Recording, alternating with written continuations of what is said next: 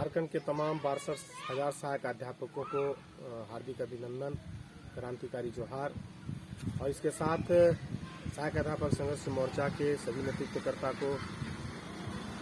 क्रांतिकारी जोहार। साथियों, मैं आप सबों से अपील करना चाहता हूं और मैं कहना चाहता हूं कि जिस तरह से आए दिन सहायक अध्यापकों का संगठन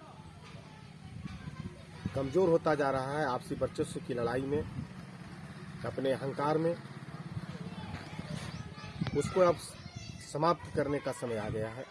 अगर आप अपना अस्तित्व बचाना चाहते हैं, सहायक अध्यापकों के भविष्य को बेहतर बनाना चाहते हैं, तो अब समय आया है कि आप एक मंच आने का प्रयत्न करें, एक जगह पर बैठने का प्रयत्न करें और सारे अहंकार को, सारे स्वार्थ को आप त्याग करके ईमानदारी पूर्वक, निष्ठा पूर्वक सहायक अध्यापकों को वेतनमान या समान काम का समान वेतन दिलाने का कष्ट करें। साथियों, ये सरकार जो बनी है, जिसको हम लोग कल्याणकारी सरकार, जिसको माटी की सरकार हम लोग कहते आ रहे हैं, कुछ चीज़ों को देकर जिस तरह से हम लोग को झटका दिया है, हम लोग को इस पर जो है काम करना होगा कि सरकार से हम लोग किस तरह से समान काम का समान वेतन हम लोग प्राप्त करें। साथियों, मैं बार बार यह कहना चाहूँगा कि जब भी वार्ता या तो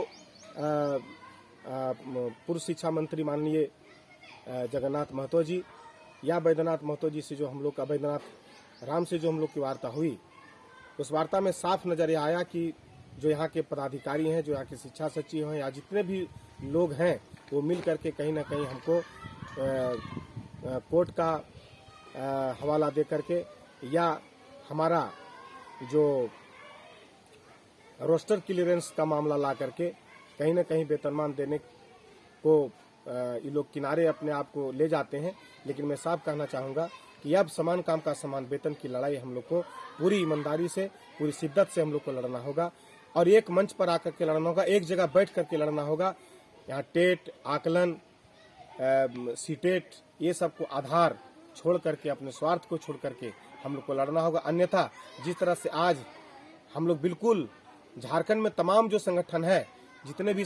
आज उस संगठन से भी हम लोग आज कहीं न कहीं निरी और कहीं न कहीं हम लोग अब कमजोर पाता नजर आ रहे हैं, अपना अस्तित्व को खोता नजर आ रहे हैं। अगर